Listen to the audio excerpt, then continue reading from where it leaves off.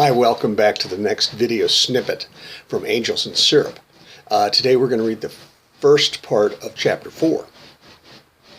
It won't take long. So here we go. This is called A Perfect Ripe Peach. Dave returned to his work at DI/DO the next morning. He got his cup of coffee from the break room and responded appropriately to his coworkers' happiness at his return to the job. Then Dave sat down in his semi-comfy chair at his desk in the copy room and booted his computer up once again. The first thing that Dave did when the computer was finally humming again was to check his email. Just as he had expected, there were only 4, all from his boss, the imposing Ms. Hedesk. The first one, sent promptly at 9:01 a.m. on the first day of Dave's absence, was flagged as important and written in all caps. "Where is my update for the Crepe House sheet?" The second one, sent in the nick of time at 4:59 p.m. on the same day, was flagged as vital and was written again, all in caps. "If you are going to take time off, you will have a busier day when you finally get back to the work that you should have been doing."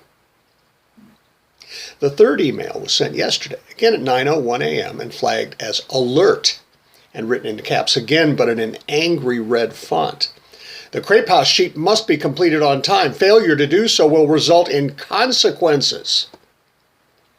And finally, yesterday at 4:59 p.m., the last email flagged, this time in vibrant, almost vibrating vermilion, as urgent, and written in beautifully flowing font that mimicked a woman's handwriting in a soft, subtle purple, merely reminded Dave that the clock, as you know, is ticking.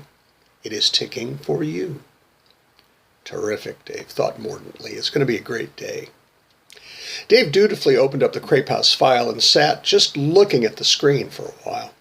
He opened a new window and brought up the data that he had yet to put into the sheet. And Dave sat in his nearly comfy chair for a few more minutes, thinking about what he should do first.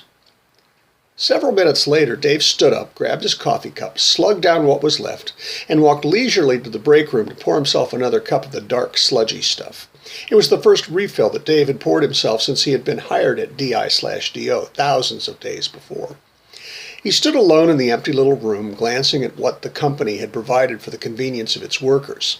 A mustard yellow refrigerator with a conspicuous dent in its door, a matching microwave oven that stayed stable only because of the thin paperback book that supported the corner where once a nubby rubber foot had been attached.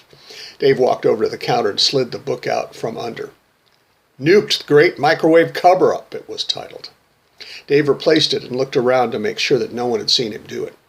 A coffee maker that had seen too many cups of joe, similarly colored but clashing maize-hued paper towel dispenser with a screaming pink "Just Do It" sticker on the top.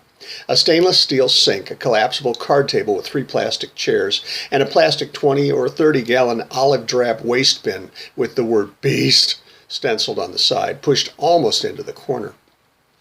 Dave thought about this for a minute or two and drank the rest of his coffee. Then he walked over to the coffee pot and refilled his cup again before he walked back to his desk. He looked over the sheet on his screen again, and then he looked over it again. Nothing had changed. Except that, ever since Dave had met Harvey, everything had changed. "You going nuts, Dave?" Dave asked himself.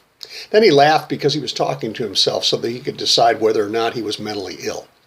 "There you go," Dave told himself. But Dave was smart and well-educated and technically savvy 21st century man, so he wouldn't just decide that he was insane without checking out first online. So Dave pulled his phone out of his pocket and tapped the Google icon on the screen. He typed "seeing things" in the search box. Google fucking rocks, Dave thought, as the search engine brought up 31,784,563 results in 0.84 seconds. The first hit was for the internetdr.com page. Okay, Dave thought, I've got to start somewhere, and this one looks official. He got to choose between delusions, hallucinations, and visions.